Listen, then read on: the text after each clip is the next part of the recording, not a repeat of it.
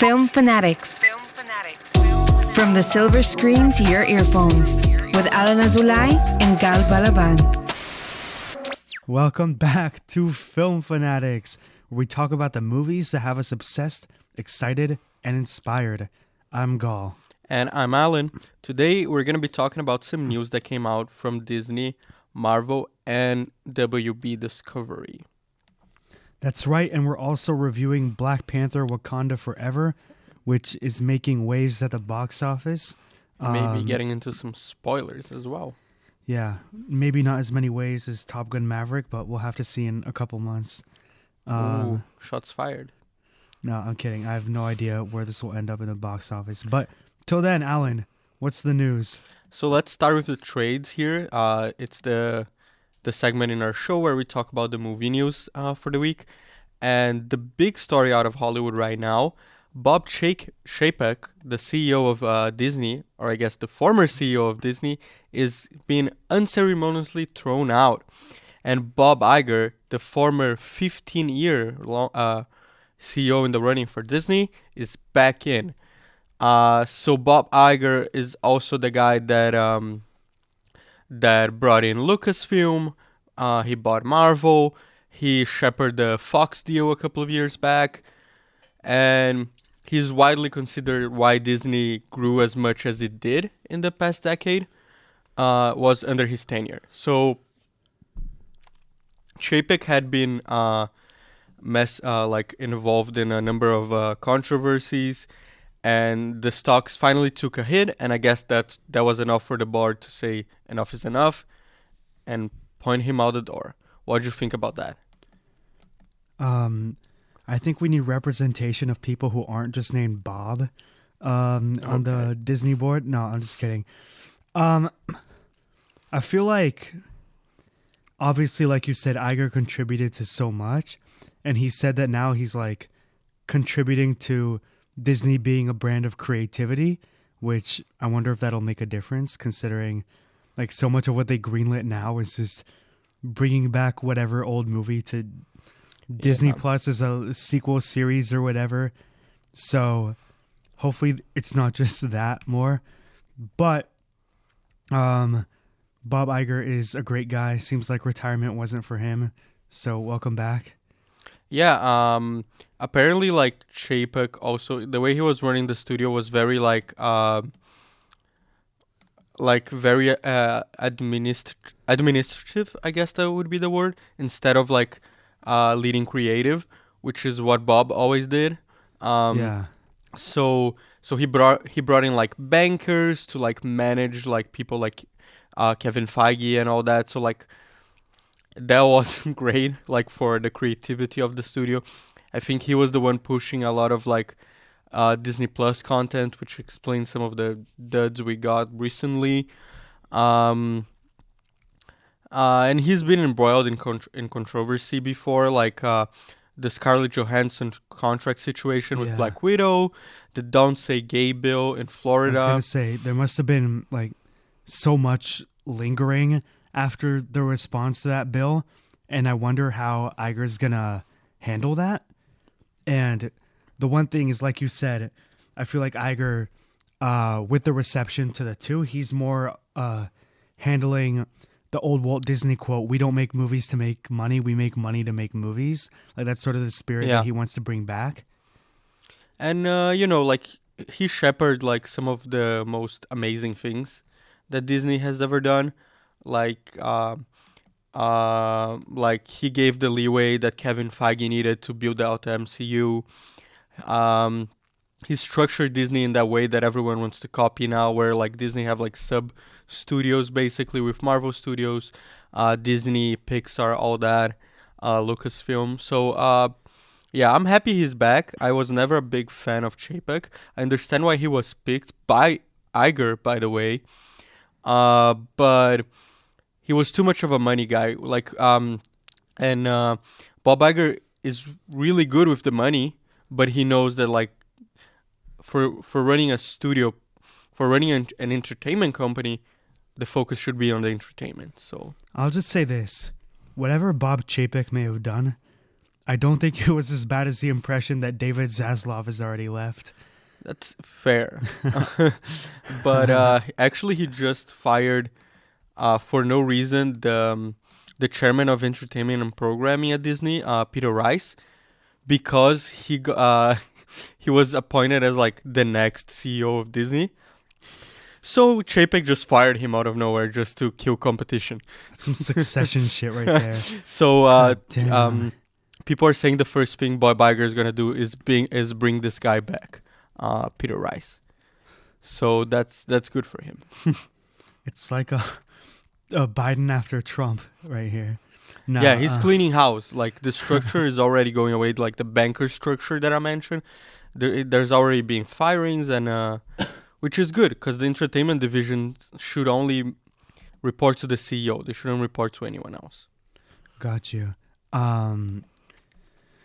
So, with some more ceremonious news, as ceremonious news on Marvel Studios, which is obviously being headed by Disney, about a month or two ago, Blade lost its director, Bassam Tariq, who remained as an executive producer. I don't know on how much capacity he even is still on the project, but now Disney has hired Yann Demange, might be wrong there with the pronunciation, but he previously directed 71 with Jack O'Connell, White Boy Rick with Matthew McConaughey, and the Emmy and Golden Globe nominated show Lovecraft Country. I don't think he directed all of it, but at least the first couple episodes for sure. Let me double check.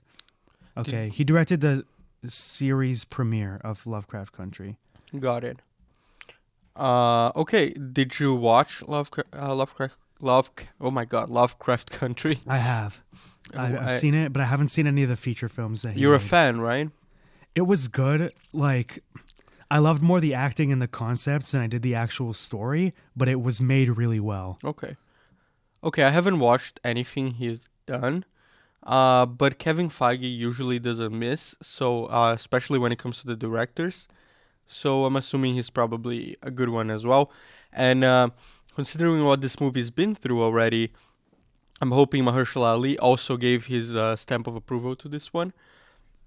So I trust those two guys. Is Mahershala a producer on this?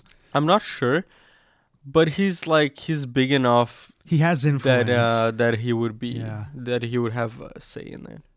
Sort of like I don't know how true this is, but Chris Hemsworth, for example, like he would have a say. For example, if Taika Waititi, or etc. Like there are certain stars who are just so big that they have influence. Yeah. Okay, so moving on from Marvel and Disney, we actually have a pretty cool deal to talk about. We're talking a lot about business today, but Jason, my God, what's happening to me today? Jason Blum and James Wan's studios or production houses are in talks to merge to create like a horror behemoth, I guess. So Blumhouse and Atomic Monster, which is James Wan's production house, could merge as early as 2023, and I think they would move as a first look deal to Warner Brothers instead of Universal. Is that it? Oh no. So James Wan, oh my God, what is happening to me today? James Wan's production company would move from Warner Brothers to Universal. Oh, good. Which is where Blumhouse is already. I trust Universal so much when it comes to original content. I mean, Jason Blum, you look at his filmography, he's produced great movies like Get Out. Yeah, Blumhouse is amazing. Invisible Man and Us. And also movies like Firestarter, the last couple Purge movies, and Halloween Ends. No, but Blumhouse is pretty reliable, I would say, when it comes to like really like original and out of the box horror movies. Yeah. And he also produced Black Klansman, which is kind of wild. And yeah, they're like the two horror beasts of producing right now. I don't know, what has James Wan produced outside of like the Conjuring universe and like directing Malignant? Because I know he also works as a producer a lot. Let's fact He check produced this. the Conjuring franchise, like The Nun 2, Saw movies, Last Train to New York, Salem's Lot, Mortal Kombat. Mortal Oh god damn. Kombat, Lights Out. Okay. like The Nun, Shelter. Oh, Yeah. that's still filming. So most of his work has been in the Insidious, Saw yeah, and Conjuring, etc. yeah, Makes sense. yeah. He produced a lot. So I have a quote here from Mr. Blum himself. He said, "We don't usually put out more than 3 or 4 theatrical releases a year, and my hope is with James, we can double that to 6 to 8." Wow. All right, last piece of news. Again, a smaller studio that's under Disney, Searchlight Pictures, is coming out with Taika Waititi's next movie, Next Goal Wins, and we got a little bit of a first look with just some stills. He shot this movie back in 2019. I don't know why they've... Well, I know that they delayed it a little bit because of a certain actor who they had to replace. But besides that, Armie Hammer. Oh, him again? Yeah, so basically they replaced him with Will Arnett after all this stuff. Love it or not. Yeah, exactly. So that's going to be good. And this movie focuses on the American Samoan football/soccer team. I've gotten shit on this show before for saying soccer. But Michael Fassbender. How dare you? We're in the middle of a World Cup. It's football. I'm just gonna go. No, so yeah, Michael Fassbender. It feels like he hasn't been in a movie in a really long time. He's playing the coach of the American Samoan team who the coach person helped lead to glory. And it's also inspired by a documentary from a couple years ago. And yeah, I feel like this is the perfect project for Waititi. Like a very underdog sort of story. Having seen the movies and shows that he's done, I'm really excited for this, and it comes out in April. I'm very excited about this one. I'm excited to see a trailer for this one, especially because, like, again, I'm such a huge football fan that, like, really, I'm like incredibly excited to see what Taika can do with this. Like, It's gonna be the non-British Ted Lasso. and also, like, just the fact that, like, it's a non-Marvel, like, non-studio movie from Taika is also really exciting for me. I really don't want his next movie to be Star Wars. I really want it to, or like Thor 5. I really want it to be something like a passion project for him. Yeah. So yeah, I'm excited that that's the next thing we're seeing. We need a little bit of a I think they finished shooting of a this palate before. cleanser from Studio Taika to, like, regular Taika. Yeah, I think he finished shooting this like right as they announced him as the director for Thor: Love and Thunder. So it's been a while for this to come out, and it's interesting that Searchlight is like pushed it back for a while. Like, I thought it would be on Oscar season this year. I thought it was going to come out 2020 or something, but I understand that they do it for scheduling sometimes and for awards. But let's see how it is. I think this one might be able to compete in 2024. But yeah, let's see. Okay, are you ready to talk about our main topic today? I am. Okay. I really am. So we were out last week, so we couldn't get this episode as fast as we wanted to, guys. I was in Brazil, and Gal was in Poland. And so we both saw Black Panther Wakanda Forever. I did in Brazil. I don't know if you watched it there or here. I saw it here on November 10th. Okay. Which was 4 days before I flew. Okay, I watched it on the Sunday after it came out. Yeah. Like Sunday night. On like a huge IMAX screen, which was amazing. You went in IMAX also? Yeah. Yeah, I went IMAX 3D. It wasn't even that full of a theater. Oh, mine was packed. It was like half full, which I'm surprised because it was the first day. But it was incredible to look at. Mine was packed, and it was like one of the last showings of Sunday, and it was still packed, like the whole IMAX. No, I get that because it's the opening weekend of the sequel to one of the most successful movies ever released. Yeah, so like, I watched it again back home with my dad and my sister, step family, all that, and I gotta say, man, this was one of the best slash worst movie experiences I ever had. Oh, really? Because I want I- to hear about it. Because I cried so much. Oh, that's it was good. so Come on. bad. But like, come on, man. Like I go to for escapism. I was dying after 5 minutes. I'm surprised because I was ready for like weeks to say, okay, I'm about to cry in Black Panther 2, and I didn't straight up cry, but I felt what this movie wanted me to feel. I cried so much during this movie. I cried a lot in the beginning. In the end, I bawled. It was really bad. Oh man! Like when the Marvel Studios logo comes up with like all Chadwick scenes in the MCU, I was dying. Yeah. And everyone in the theater was as well. Like it was really emotional. Everyone was like very into it. You can see how much it matters to people. This character, this actor, this amazing actor that we lost way too soon, and you could see in the performances that we got how much Yeah. he meant, because like they weren't acting their loss. Yeah. They were feeling it. For a movie that I don't want to say doubting, but for a movie that I was so skeptical about why they should have still done it,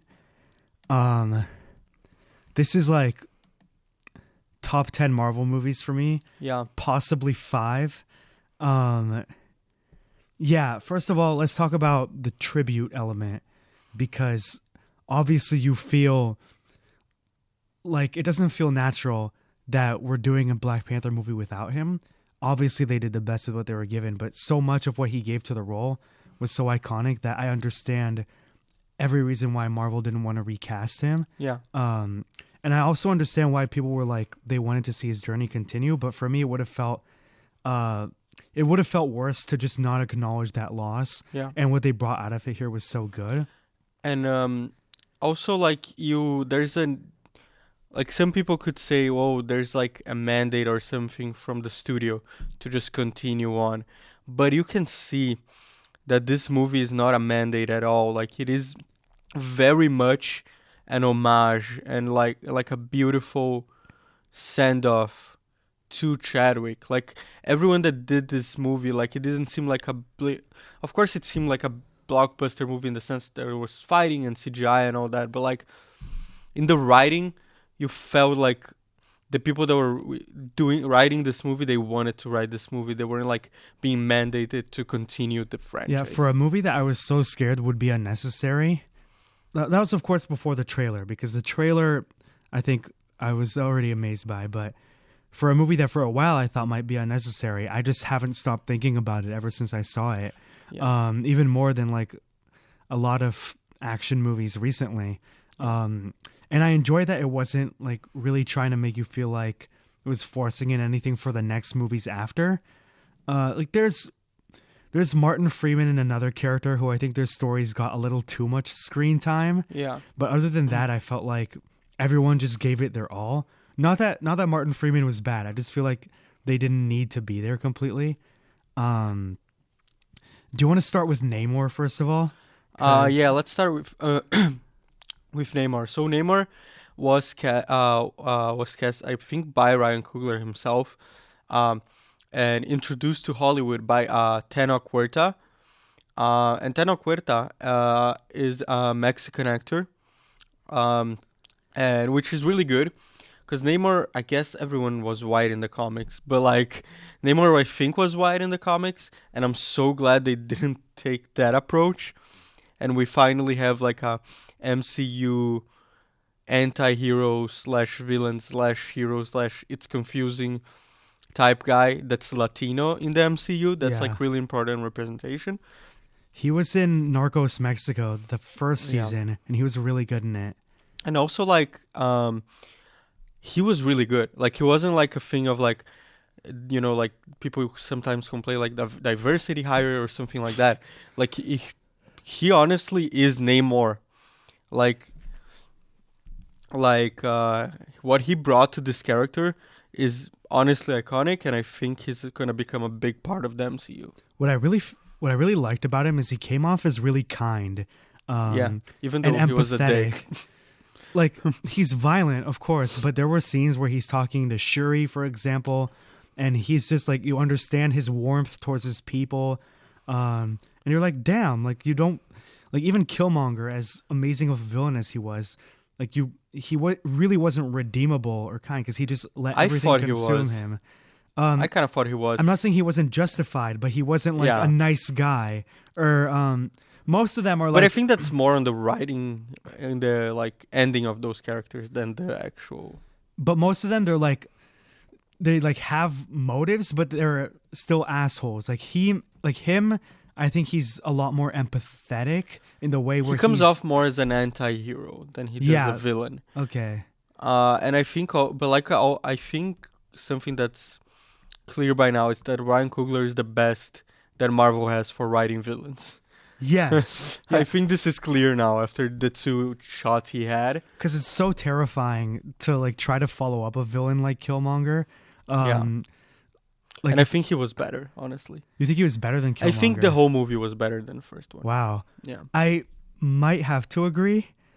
I think overall, the social messages were better in the first movie. Everything else, maybe here. Yeah, I think the villain itself was better also here. And like, especially the conclusion of the villain arc in this movie, I think was better than the one in the last movie.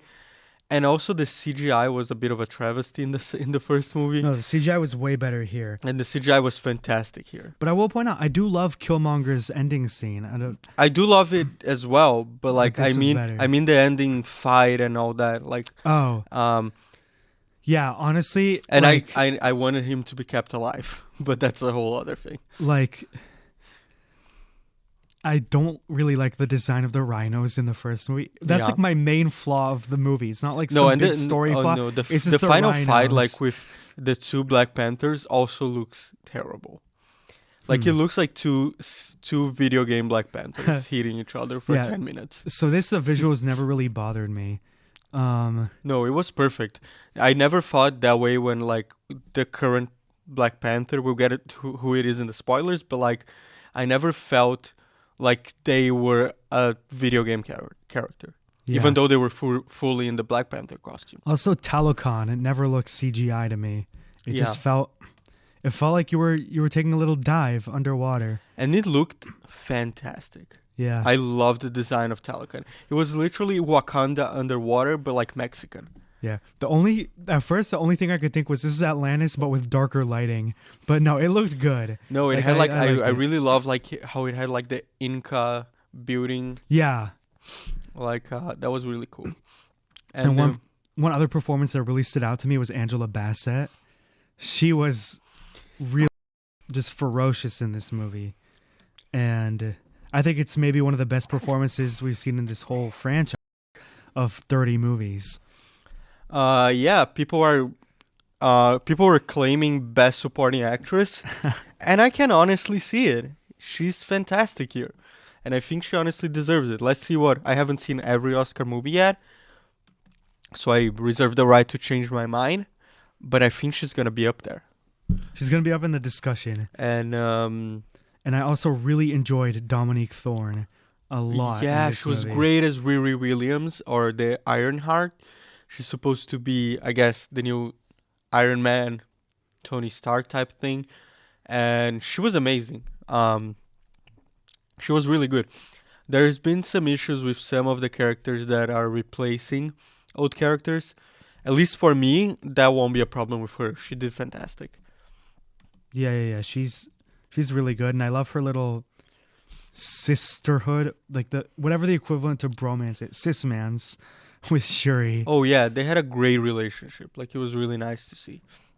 And speaking of Shuri, Letitia Wright's performance here is also breathtaking. Like it's a shame that she's in the same movie as Angela Bassett, because if not, she would have been the best one here. Danai Gurira was also like terrific. Yeah, everyone was great. Which is crazy because every single person in this movie was a supporting character in the last one. And like some of them took like the stage for this one and they all looked like they deserved it. Like they did the work. Yeah. And Letitia Wright especially, like she was fantastic here and I hope she continues with the character. you can feel how much she matures because of how much is taken from her so quickly. And I also felt the same about M'Baku. Like, he really grows over the course of this movie. He's still like a funny big guy, which, I love Winston Duke for, but there's definitely so much that these characters need to go through because of all the profundity that happens to them. And yeah, honestly, like, wow, yeah, I think this is honestly just the best Marvel movie, but not the best Marvel movie in a while, but also the best big action movie we've seen in a while, which is really refreshing after Black Adam, which was just so underwhelming. Yeah. And yeah, like in general, wait, what were you gonna say? I was gonna say, do you want to give it a grade and a position in the tier list before we go into spoilers? Sure. Okay. So go for it. Not in the tier list, in the MCU rank, as it were. Okay, that's gonna be hard. 9 out of 10 for sure. Ooh, I'm really happy with my top 10 MCU right now as it is. Right now I have it at number 6, but I could easily bump it up to 5. Switching places with the first Black Panther. Awesome. Do you want to do your top 10? Just so we... Okay. Number 10 is one that Alan wouldn't be a fan of. Guardians of the Galaxy Volume 2. I'm still a fan of it. Jeez, it's my number 22. Wow. Number 9 is Shang-Chi. 8 is Avengers number 1. 7 is No Way Home. 6 is Black Panther Wakanda Forever. 5 is Black Panther. 4 is Guardians of the Galaxy. 3 Civil War. 2 Infinity War. And 1 is still Endgame. Okay. Got it. Okay, so Wakanda Forever, I also give it a 9 out of 10. And it's currently my 5th favorite MCU movie. Okay. Good. It took off Spider-Man Homecoming from my top 10. I think that's justified. And my current top 10 is number 10, Thor Ragnarok. That was my 12. It was way higher before Thor 4. I hated Thor 4 so much that Thor Ragnarok even took a hit. It wasn't that bad, but opinions, man. 12 for me is Thor Ragnarok. Right after 11 is Doctor Strange in the Multiverse of Madness. Oh, that's my 13th. Nice. Number 9, the first Black Panther. Makes sense. Number 8, Spider-Man Far From Home. Number 7, Iron Man. Oh, yeah. Number 6, Captain America: The Winter Soldier. Number 5, Black Panther: Wakanda Forever. Number 4, Civil War. Okay. Number 3, Avengers: Infinity War. Number 2, Spider-Man: No Way Home.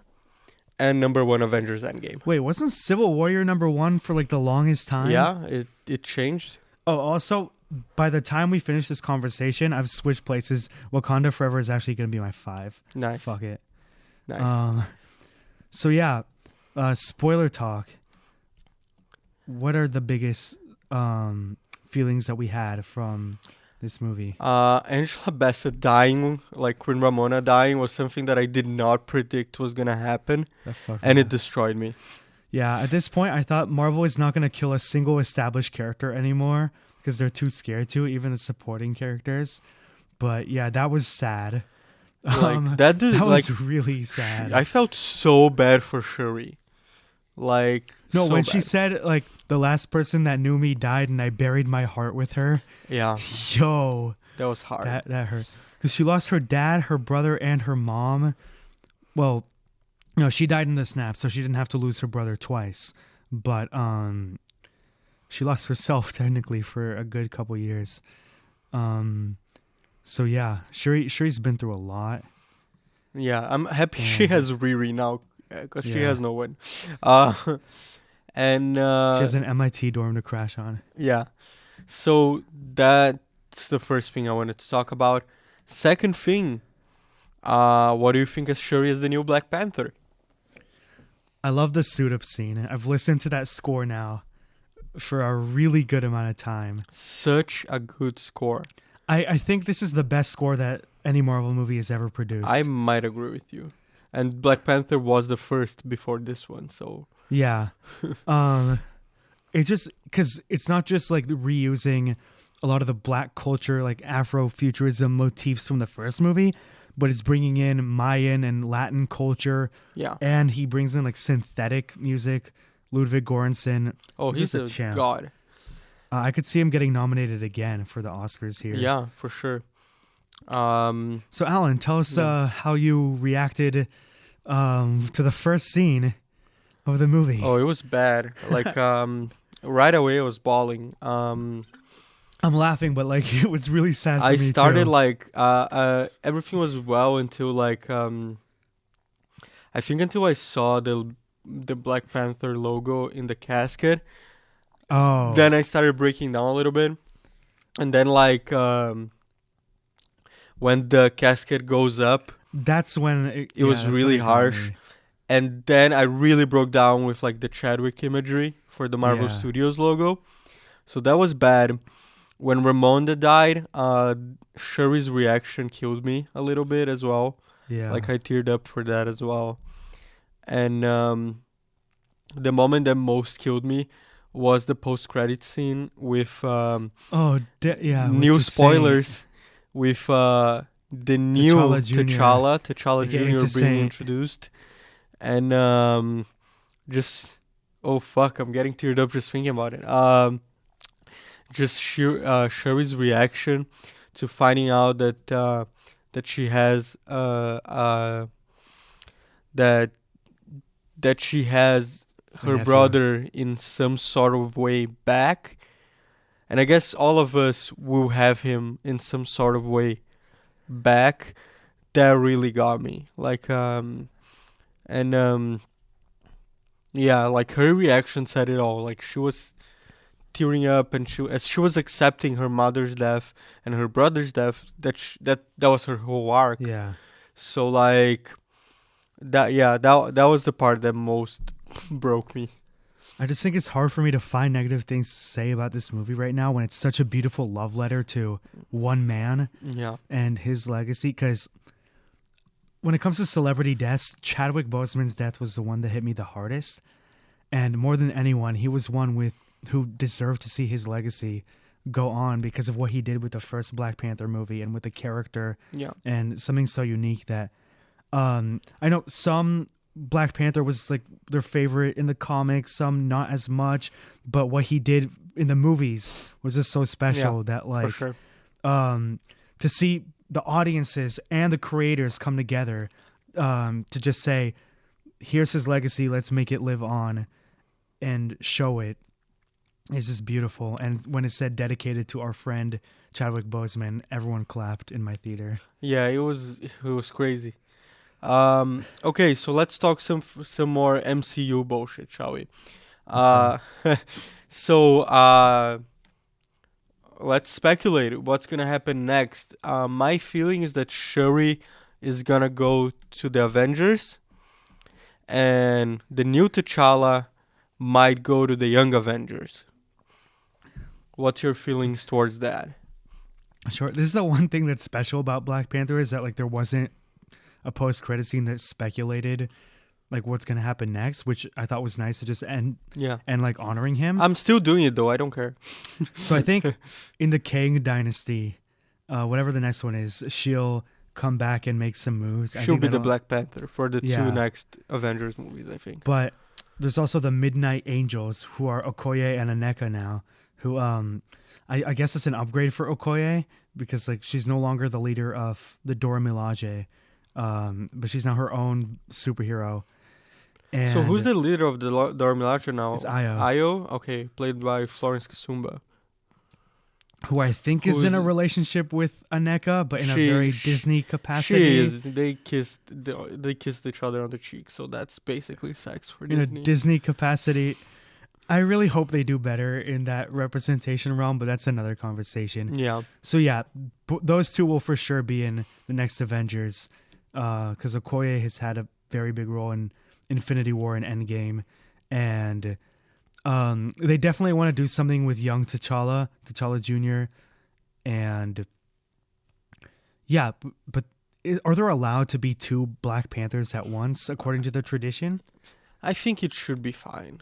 Okay. Like, especially because his name is T'Challa. I don't think people would mind. Yeah, there was everyone online saying they listened to us, they recast T'Challa. I'm like, that's not the that's not the vibe at all. But so isn't Baku officially king now? Because now it looks like Black Panther and leader of Wakanda are two different entities. But they kind of were this movie as well, because Queen Ramonda wasn't the Black Panther. There was no Black. And, the whole movie was a journey to Yeah. coming back to the Black Panther, showing that Yeah. that what people stood for can live on, even if they're Yeah. gone. That was. But I think beautiful theme. Wakanda now has a king, and Shuri will be like the defender of Wakanda, Yeah. the leader of the army, and all that.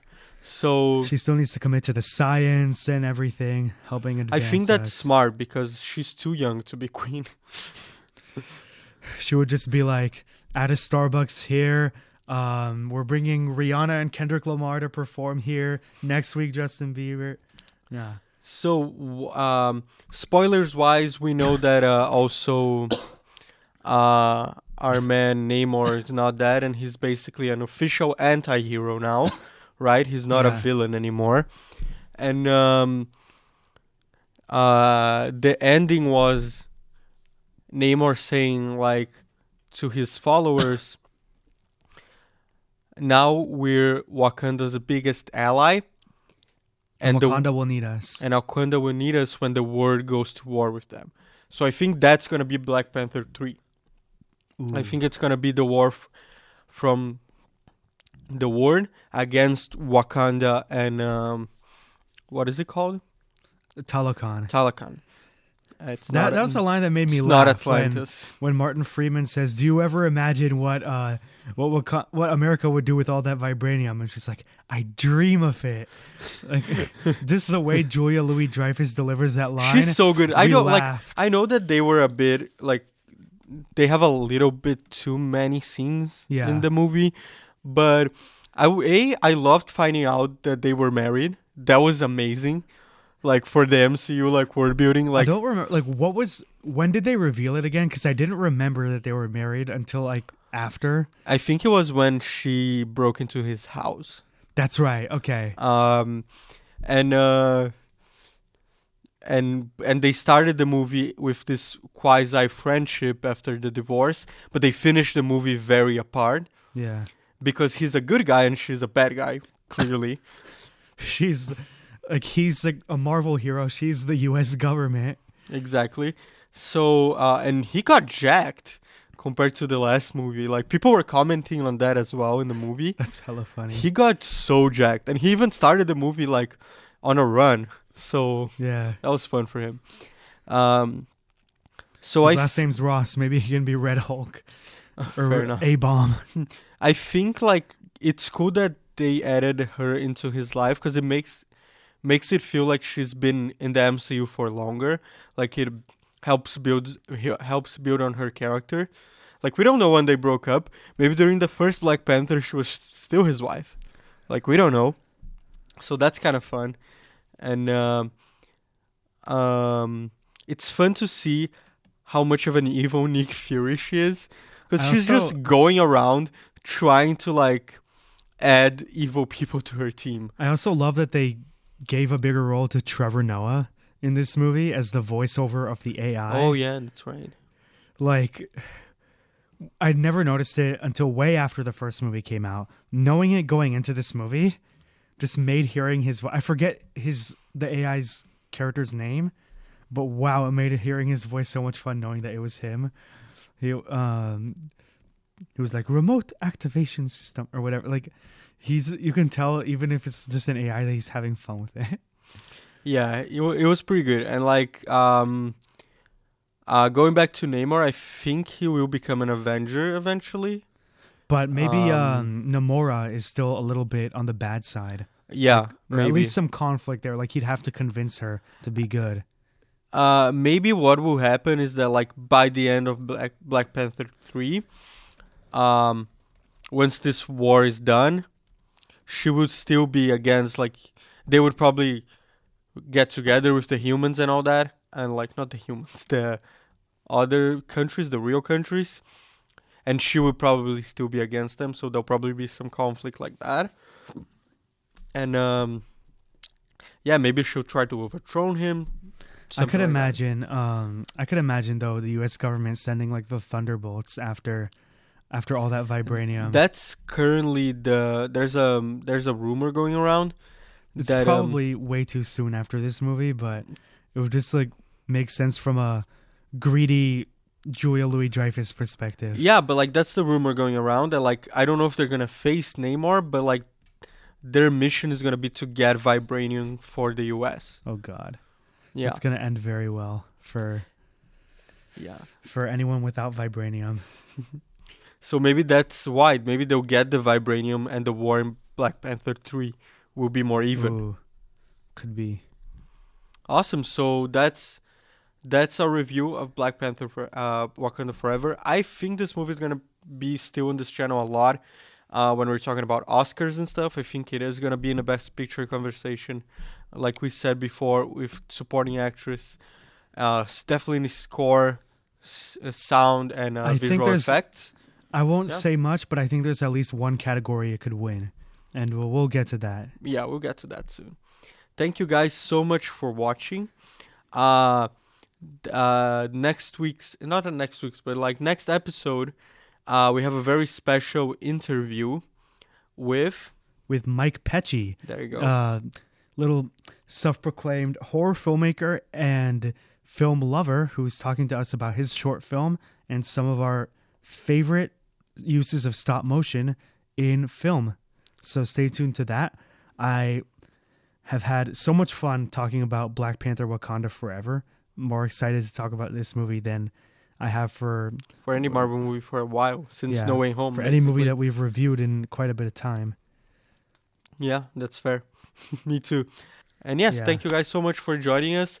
I'm Alan, and I'll see you guys next time. And I'm Goss. See you soon. Be sure to subscribe to us on Spotify and YouTube, and find us at Film Fanatics Pod on Instagram and TikTok. Thanks for watching yet again. Film Fanatics. From the silver screen to your earphones with Alan Azulay and Gal Balaban.